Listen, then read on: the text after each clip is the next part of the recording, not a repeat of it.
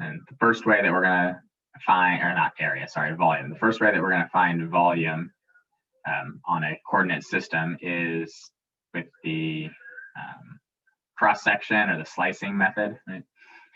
Where we have a solid that's built so that its base is in the XY plane, and then cross-sections of that base are geometric solids that have common cross-sections. If you were to slice them either perpendicular to the x-axis or perpendicular to the y-axis, you get rectangles no matter what, or triangles or circles or ellipses or something like that every time.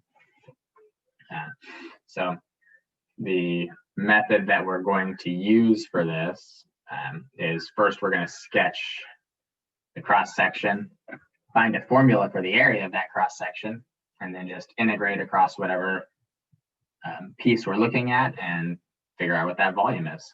So let's see if we can do this. Hopefully you all should have learned this last year, and hopefully you all remember it. So what we've got is the base of a solid that is the region between the curve 4 root sine x and the x-axis. And we have cross sections that are squares. And they run from the x-axis to the curve. So we're perpendicular to the x-axis. We want to find the volume of this solid. So the first thing we generally want to do in any of these is just kind of sketch a picture. First off, 4 root sine x from 0 to pi just looks kind of something like this. Looks like a sine curve, except not exactly. And also it's going to go up a little bit higher since it's got a 4 coefficient in front of it. And so if we have cross sections of this that are perpendicular to the x-axis, that means that sticking straight out, if we were to cut it, slice this straight down the middle and open it up, we'd be looking at a rectangle, or did I say rectangle or square? A square. We'd be looking at a square, no matter where we sliced it, going from x equals 0 to x equals pi. When we open it up, we get some sort of square. We get a square that's either really big because we're at the highest point, or we get a couple of really small little squares down here. But regardless, we'd always be getting a square where each side is equal to the height of our function.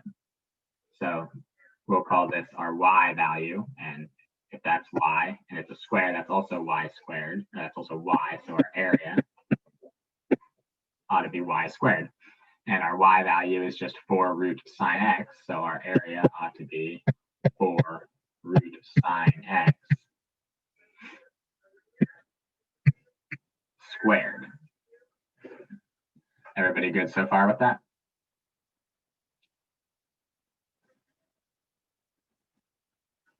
And so what we'll do is we'll sum together an infinite number of those little squares, like we were slicing it into just, billions and billions of little tiny pieces that have an infinitesimally thinness or thin thickness to them of dx. And so we'll sum together from the beginning of our interval 0 to the end of our interval pi, all of these, which is 16 sine x, with a thickness of dx. So this represents the volume of each tiny little square prism that we've got there, right? 16 sine x is the area of the top or the bottom, and then the dx is how thick it is, which is infinitesimally thin. And so then we just need to integrate this. What's the integral of 16 sine x dx?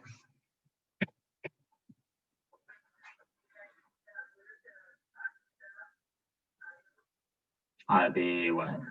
Negative 16 cosine x. And we'll evaluate that from 0 to pi.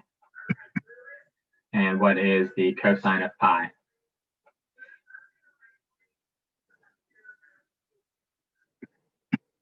Cosine of pi would be -1, right? And so times 16, that's times negative 16 to positive 16, and then we're going to subtract the negative 16 times cosine of 0, which ought to just be negative 16, which ends up giving us 32 units cubed. Everybody good with that or no?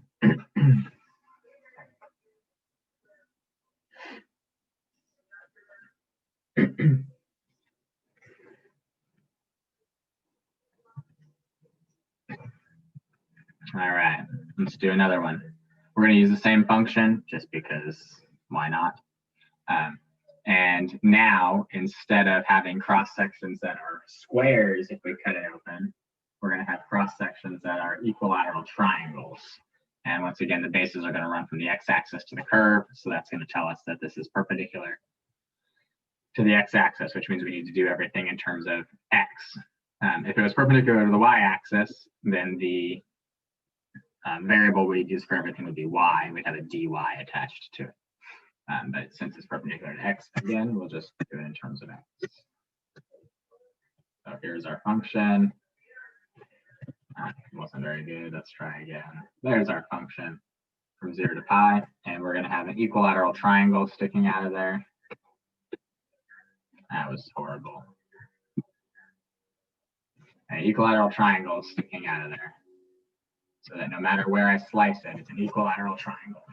So we got sort of like a curved ridge along the top of it, and these, sort of flat, pointed up sides. Everybody good with that? I know it's sort of hard to visualize it, especially now when it's virtual, but everybody good there or no? So we'll call this y, right? Which means that every other side on here is also y, right? Because this is an equilateral triangle. And what's the formula for the area of an equilateral triangle? Area of an equilateral triangle is the side squared times √3 divided by 4. And so y squared is what? Y squared is 16 sine x times the √3 divided by 4 gives us 4 √3 times sine x. And I could take the constant out of the integral, so I might as well just do this. 4 √3 times the integral from 0 to pi of sine x dx. Everybody good with that setup?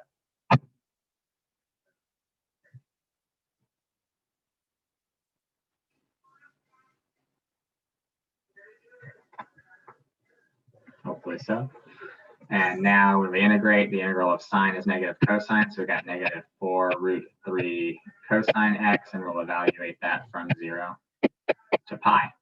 And very similar to the one we just did a second ago, this ends up being positive 4 √3 plus another 4 √3, or 8 √3 units cubed.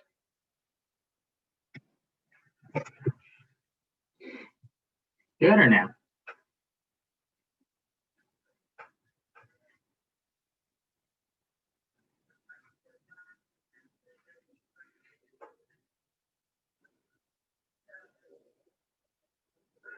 No issues there, everyone's all right?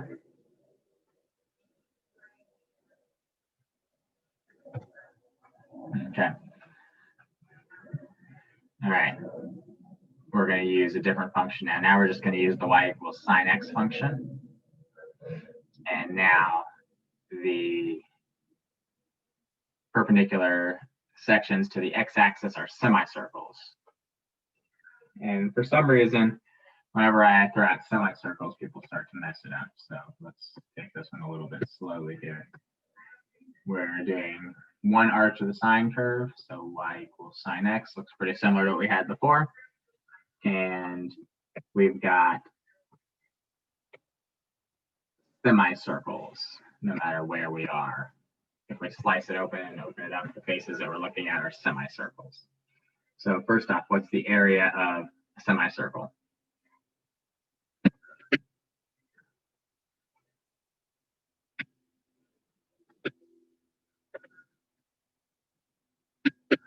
That'd be 1/2 pi r squared, right? So we need to figure out what the radius is. And oftentimes people screw up the radius on these semicircle ones because they just take the radius as the y value, but that's actually the diameter, right? Our diameter is y, so our radius ought to be half of y, or 1/2 sine x. Everybody good with the fact that the radius of each of those semicircles is 1/2 the value of sine?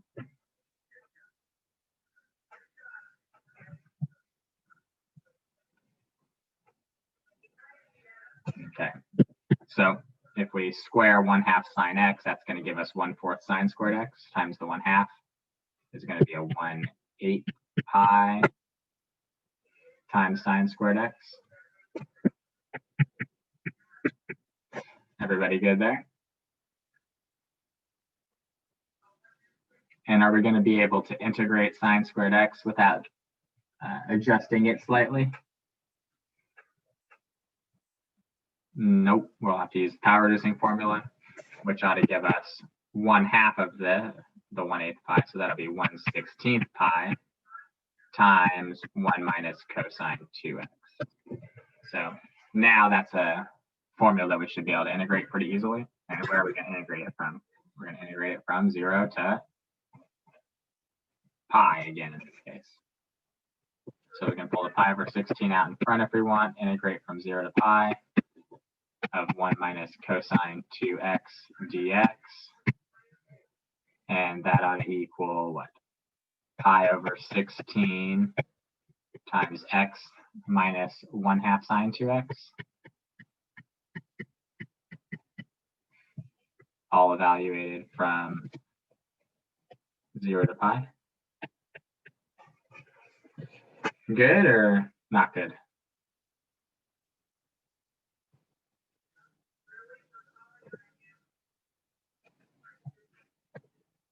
Okay. So then we'll plug that in, which gives us what? Pi over 16 times, and then what we have here? We had x, so that's going to be pi. And then the sine of that is going to be 0, and then both those other terms are going to be 0. And we just end up with pi squared over 16 units cubed.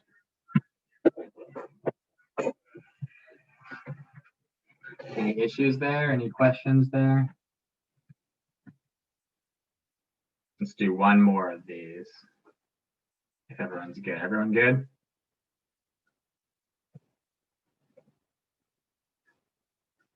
Oh, you guys have been typing in the chat. That hasn't been telling me that you have been. Hopefully I didn't miss anybody's questions. No? All right, good, good, good, good. All right, cool. Well, let's do one more of these then.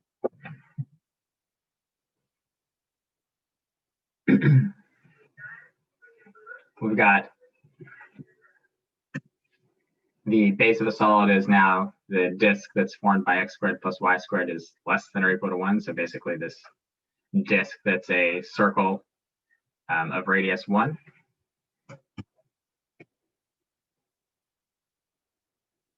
Right. And we have now cross sections which are perpendicular to the y-axis from -1 to 1, from y equals -1 to y equals +1. And one of the legs is laying across the disk, one of the legs. So that means we've got isosceles right triangles. So it's going to look about like that, with these two sides being the same. Everybody good with the picture so far? And now this time, the thickness of each of these triangles is going to be dy rather than dx, because we're doing this where they're perpendicular to the y-axis instead of perpendicular to the x-axis. So first thing we have to do then is figure out what one of the lengths of the sides is equal to. And so no matter where we put this triangle within it, we've always gone over x units to the right, which means that to the left, we've also gone over x units, which means that this side is 2x, and then the height there is also going to be 2x. So what's the area of one of the cross sections? The area of one of the cross sections ought to be 1/2 the base times the height, which ought to be 2x squared. But the problem that we end up with is what? That if we're going to integrate this, this is 2x squared dy from -1 to 1. Well, our -1 and our 1 are in terms of y, and our dy is in terms of y, but our 2x squared is obviously not, so we can't integrate that until we convert 2x squared into terms of y. So we'll just go back to our original function. We know that x squared plus y squared is equal to 1. And that'll give us x squared is equal to 1 minus y squared. So we can pull the 2 out and integrate from -1 to 1, 1 minus y squared dy. Everybody good with that?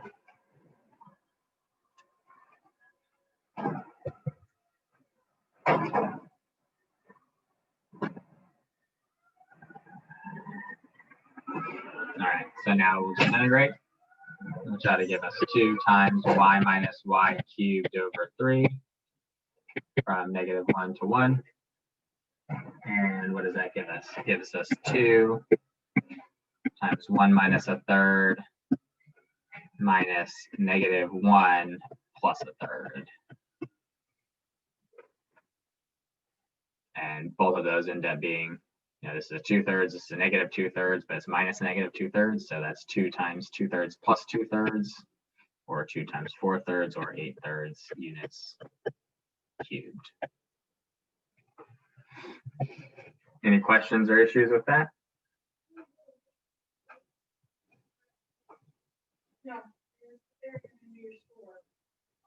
You have taco Bell and you can get up later when you have a break. Give your taco Bell break. All right, so let's move forward now and start doing functions that are being revolved around an axis. So what we're going to do is we're going to take the function y equals root cosine x from x equals 0 to pi over 2 and revolve it around the x-axis and figure out the volume of that solid. And so whenever we do these solids of revolution, it's very similar to the cross-sectional problems we've been doing, just what do the cross-sections end up being?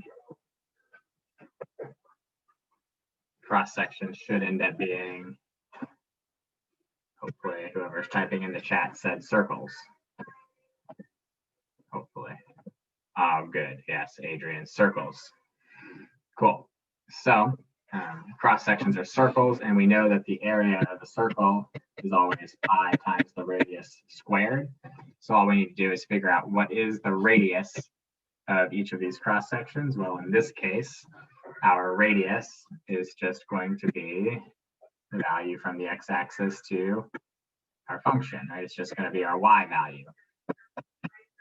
And our y value is root cosine x, so our area ought to be pi times root cosine x squared, or pi times cosine x. And we've specifically been given an interval, the interval from 0 to pi over 2. And we're just going to then integrate from 0 to pi over 2. I'll put the pi out in front. Cosine x dx, because those, if we were to slice it, we'd be slicing it vertically, which would make those things have an infinitesimally thin thickness of dx. Good or no?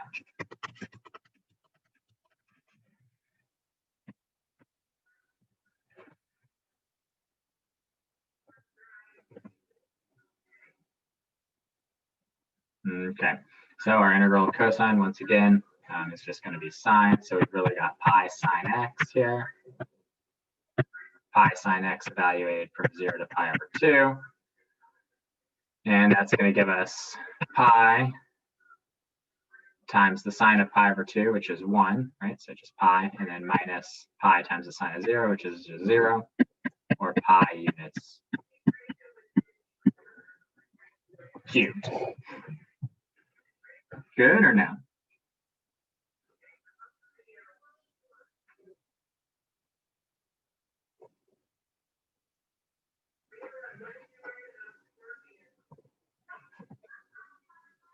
All right, let's do another one.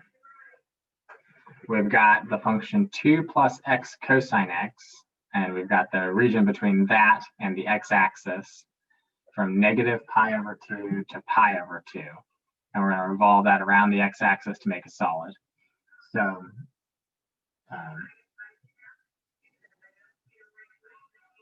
pi over 2 to negative pi over 2 ought to be, I don't know, somewhere around here. All right, so we're going to end up with something that looks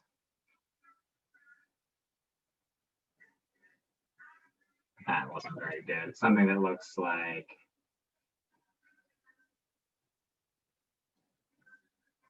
that. So it sort of looks like a vase, sort of, if my drawing was a little bit better there, right? Let's try that. That looks better. And the cross sections are still going to be circles, and the cross sections are going to have a circular form, and they're going to be of radius what?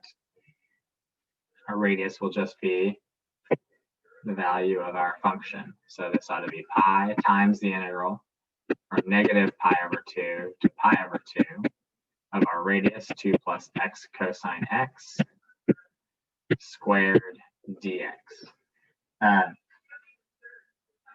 Now I'm fine with us just approximating some of these using the calculator. My biggest concern is whether or not you can get them set up correctly.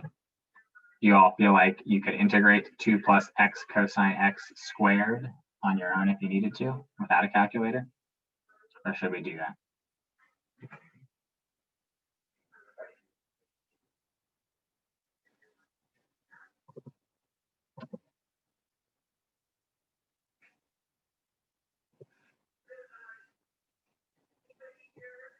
No response?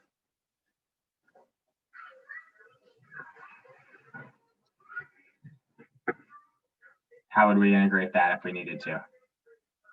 What's the first thing we would do?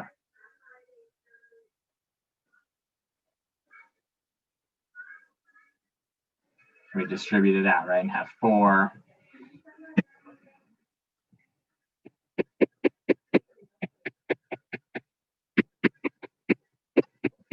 plus 4x cosine x plus x squared cosine squared x dx.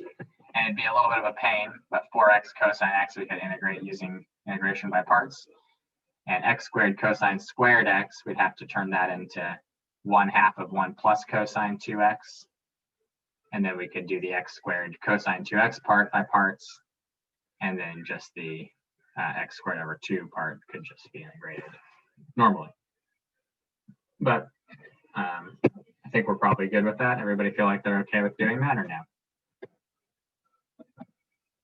Yeah? Anybody besides Adrian and Nick who wanted to distribute?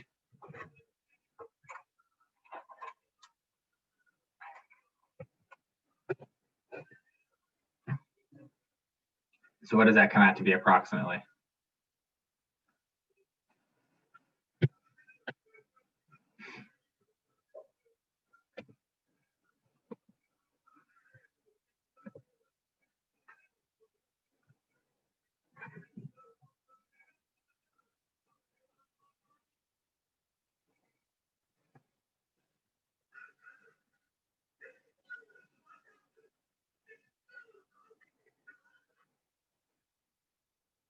Anybody approximating that on their calculator?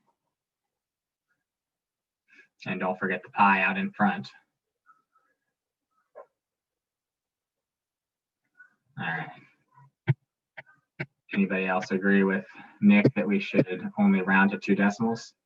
I don't agree with that. I think we should round to 3 decimals, but 41.0 what? 070. All right. Still got to write that 0 on there though, Nick.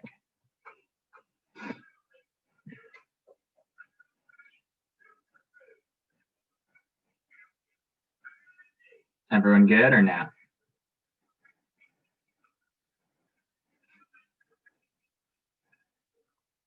right. Let's take a look at another one. We've got a region bounded by the x-axis and 0 to 1 of the square root of x arctangent x is revolved around the x-axis. So first off, maybe we should take a look real quick and see what does x arctangent or x inverse tangent of x look like, if you don't know off the top of your head. And you're not going to be expected to know what that looks like, or something, square root of x inverse tangent x. So this is the square root of x inverse tangent x. It looks like this. We're taking the region from 0 to 1 and revolving it around the x-axis. So that's just a nice little section that's up there above the x-axis. Nothing weird going on with it. Did you all agree with that?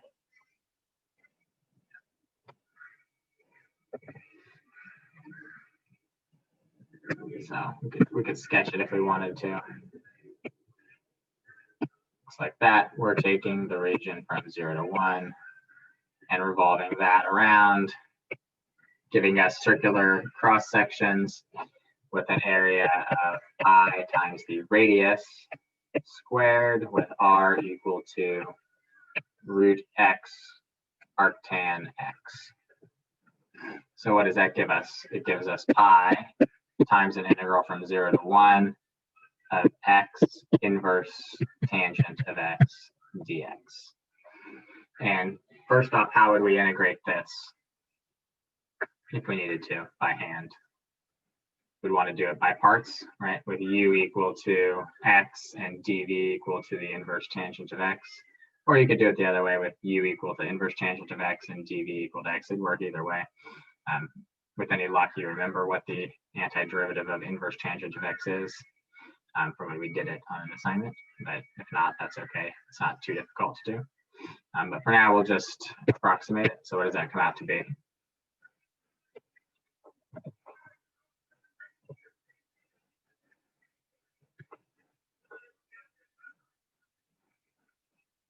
To 3 decimals, please. Or more.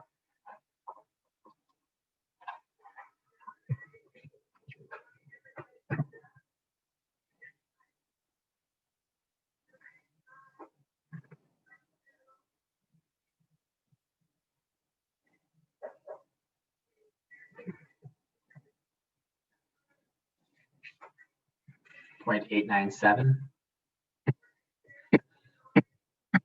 units cubed. Everybody good with that? You guys, somebody else agree with that? Just so we make sure that we got at least 2 people that got the same thing. That Nick didn't have his calculator in degrees or something weird. All right, cool. Perfect. Any questions so far on the basic solids of revolution?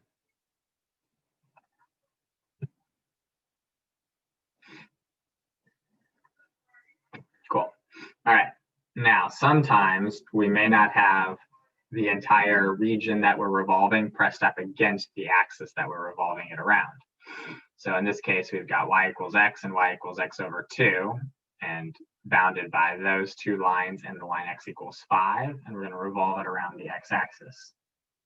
So if we were to do that, we no longer have a circular cross section. We actually have a cross section. Let me draw these out here.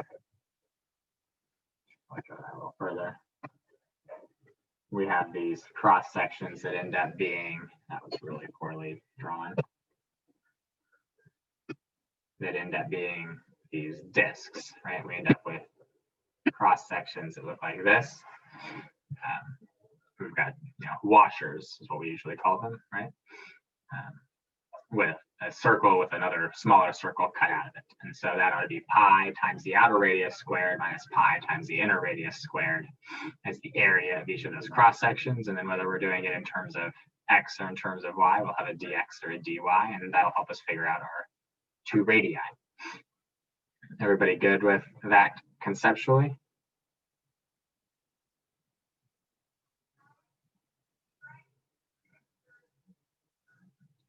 Hopefully. Okay, so what is our outer radius? Our outer radius ought to just be the distance from the x-axis to this upper function, and the upper function is x. So capital R in our case is x, and little r in this case is x over 2. And so we ought to have pi times an integral from 0 to 5 of our outer radius squared minus our inner radius squared, or pi times the integral from 0 to 5 of, this ends up being 3x squared over 4. And this one's pretty straightforward. Why don't we find this one's value? So if we integrate 3x squared over 4, what does that give us? Ends up being x cubed over 4. And if we go from 0 to 5, we end up with what, 125 pi over 4 units cubed. Any questions or issues with that?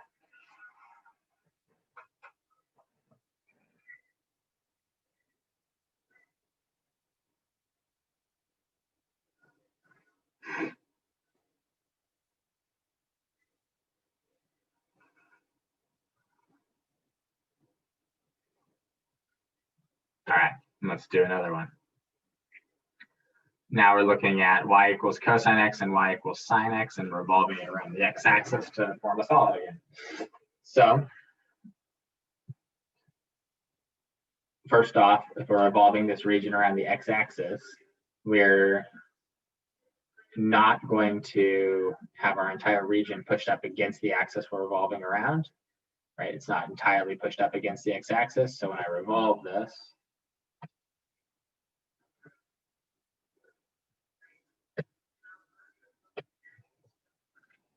we're going to have this big sort of cone-shaped gap in the middle of it, right? Where this is open right here. And so we've got washers again. And so what's our outer radius? What's our capital R?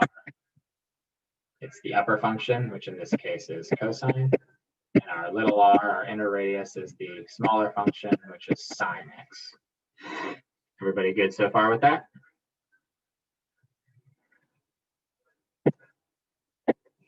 So we need pi times an integral of the outer radius squared minus the inner radius squared dx, because this is all in terms of x. And what are our limits of integration? Well, we know we're starting at the y-axis, so 0, but we also have to figure out where these two functions intersect. And so we can say, when does sine x equal cosine x? Well, the first time that happens in the first quadrant would be at pi over 4, so our upper limit is going to be pi over 4. And how do we want to integrate cosine squared x minus sine squared x?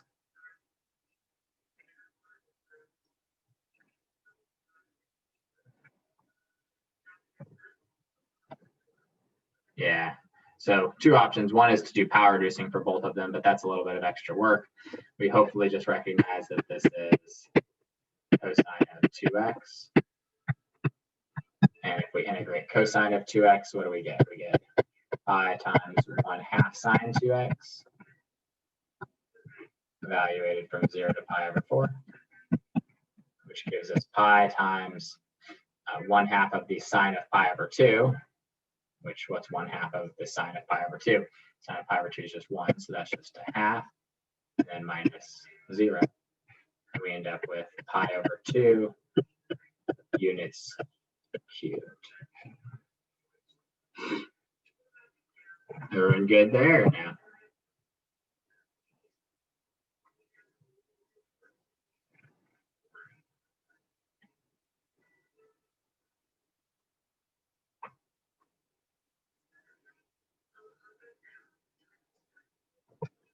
Okay, let's take a look at another one. We've got the square root of natural log of x and natural log of x, and we're going to revolve this around the x-axis. Okay. So first off, we're going to need a little bit of a sketch of these. We should know what natural log of x looks like, right? There's natural log of x. Now, what about the square root of the natural log of x? What does that look like?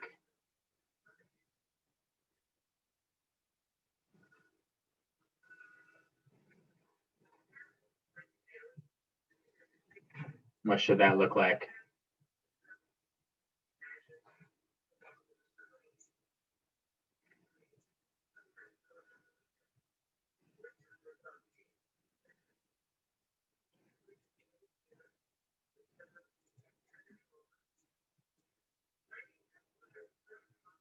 Should look pretty similar, shouldn't it?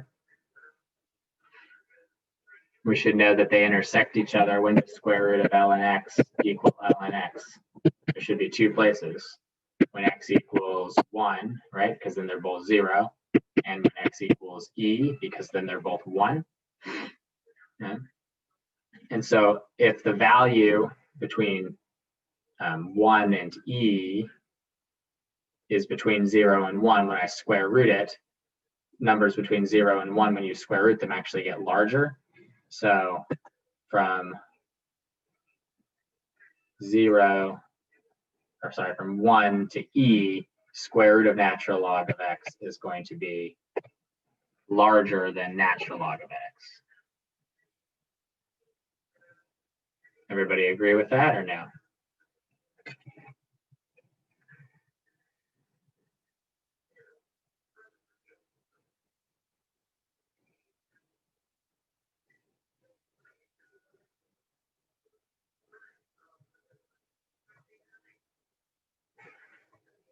Should we look at the graph or no? Are you guys good with that?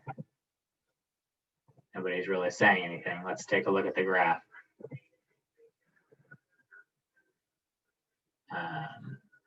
So square root, all the stuff that was in there that we were doing before, square root of ln x looks like this. Oh yeah, I shouldn't have had anything below the x-axis on my graph. And ln x looks like this, right? So there's square root of ln x at 1 is equal to 0, just like ln x is. And then they intersect again at e, about 2.718.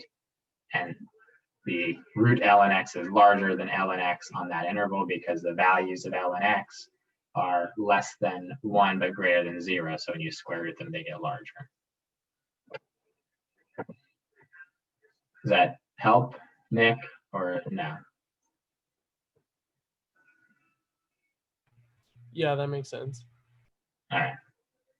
Everyone's good there?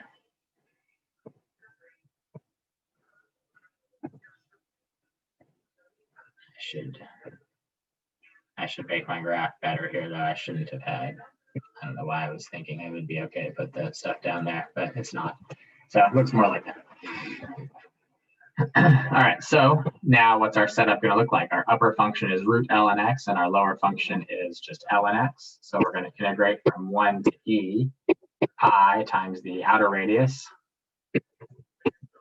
root ln x squared minus our inner function, ln x squared dx, or pi times the integral from 1 to e of ln x minus ln x squared. And both of these are integrals that need to be done by parts. We'd separate this into two different integrals and do it by parts. We did ln x and probably have that one memorized, but you may not have ln x squared one memorized. That's okay if you don't. But for now, we can just approximate this. What does this come out to be?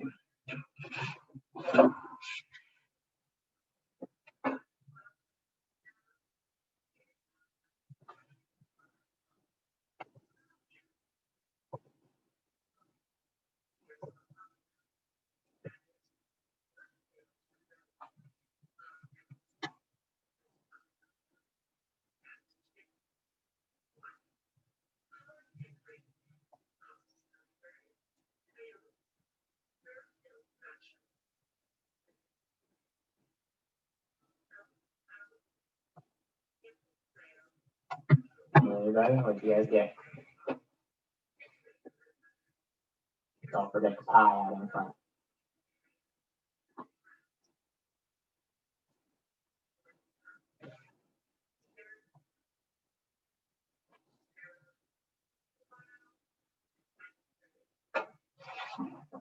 .885, perfect.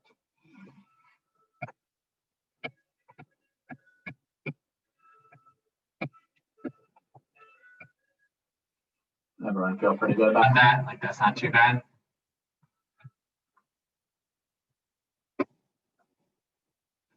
All right, what if we are rotating around a different axis, whether it's the y-axis or just some other line? So let's rotate this around the line x equals 4. Well, that was supposed to be a straight line.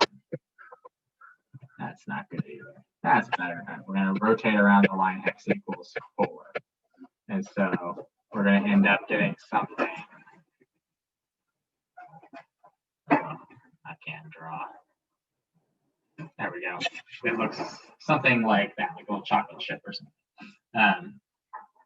And now, if I try to slice this vertically so that the cross sections would be dx values, I don't actually end up with circles, right? Because I've rotated it around an axis that's vertical. So my cross sections that are circles are now going horizontally, which means that I'm stacking up a bunch of these little discs, which means that they need to have an infinitesimally thin thickness of dy.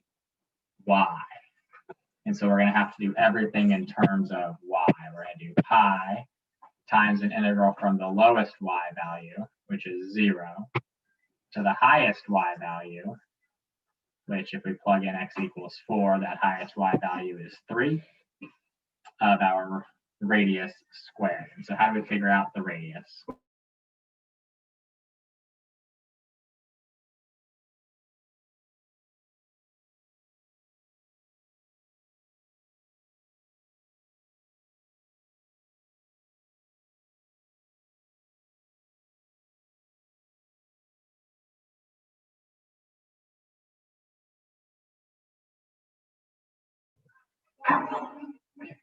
Okay, so sorry about that. No, so Darius, solve for x. Okay. All right, so if we solve this function for x, what do we end up with? We end up with y over 3 squared times 4 is equal to x. But our radius is not actually x, right? Because the x value is however far we've gone over to go up y, right? We have x, y.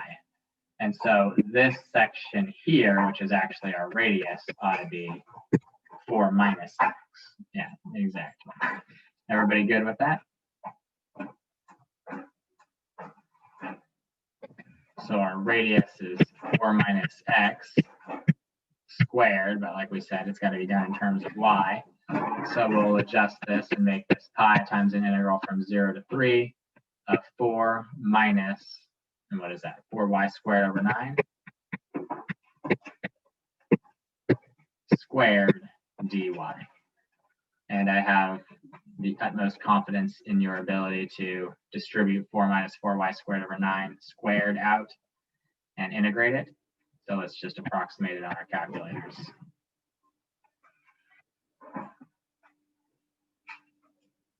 And what do we get with that? Everybody good with that conceptually?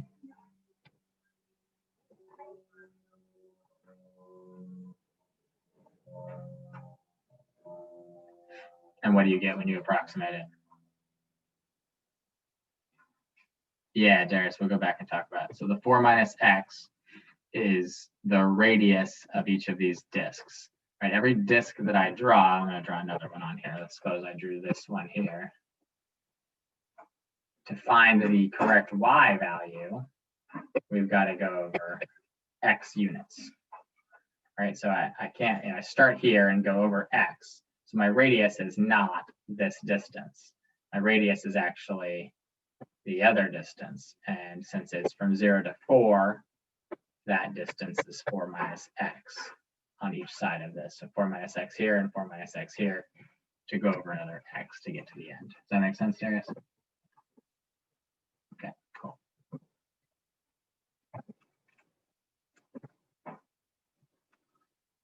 All right, anybody got an approximation for that?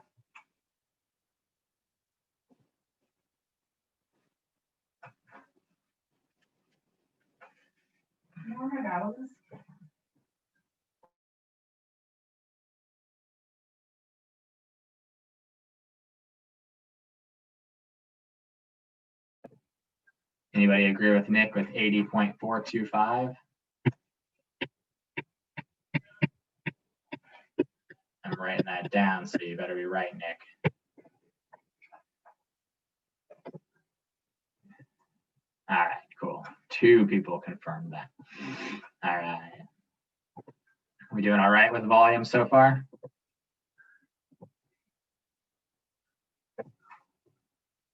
Hopefully.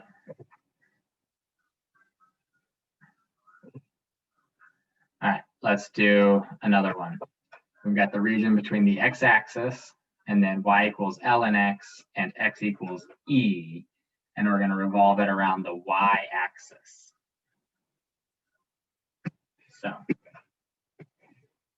here's y equals natural log of x, here's x equals e, and then the x-axis. So we're talking about this region right here. We're going to revolve that around the y-axis. So we've got this other thing over here, and we've kind of got, you know, it's basically like a giant, weirdly shaped washer, right? It's thicker than a normal washer might be if we were talking about an actual washer in real life. And it's got this beveled edge to it. And everybody good with that or no?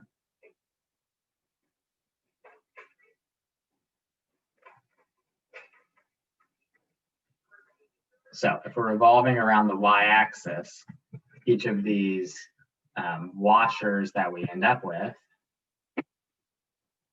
oh, that's terrible, right? Each of these washers that we end up with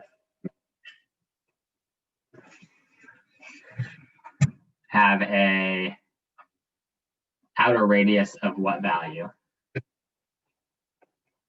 They're all the way out to this horizontal, sorry, this vertical line. And so what is the outer radius of each of them?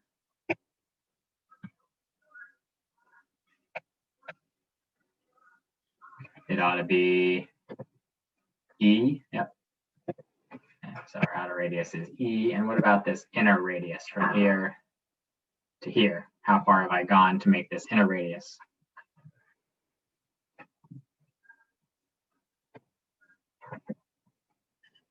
That's just a distance from the x-axis to my curve, right? Horizontally. So that's just an x distance. And that's the radius of the inner circle, Nick. So you said E minus x, that's actually this distance right here. And that's not the radius of any of those circles, is it? Yeah, good. Oh, sorry, that was, I don't know, that was Darius and Nick. You both okay with that?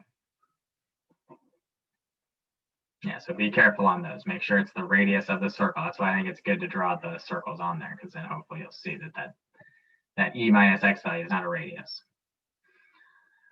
So if we've got an outer radius of E and an inner radius of x, then we should have pi times an integral from 0, which is our lowest value, to our highest value. What's the highest value up here? At x equals E, then what does y equal?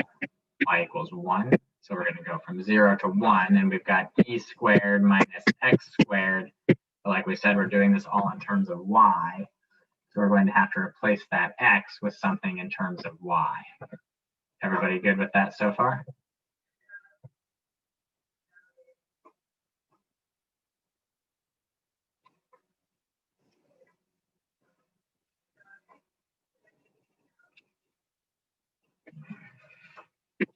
So this becomes pi times an integral from 0 to 1 of E squared minus, well, what is x equal to? Y is equal to ln x, then x is equal to E to the y.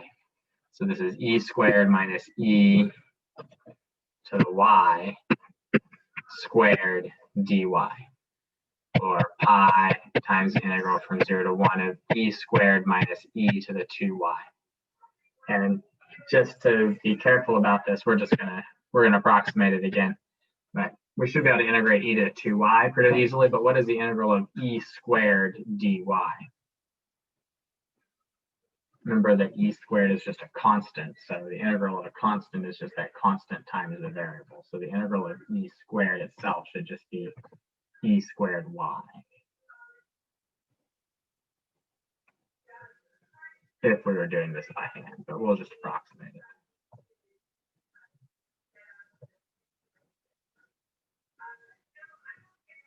Good or no?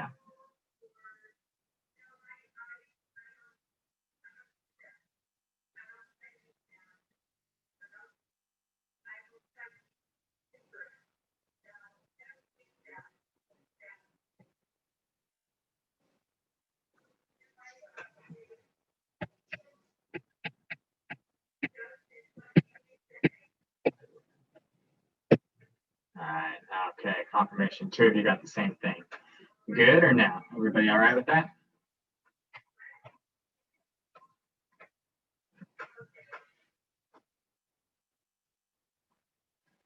All right, we've only got about 5 or 6 minutes, 7 minutes left here.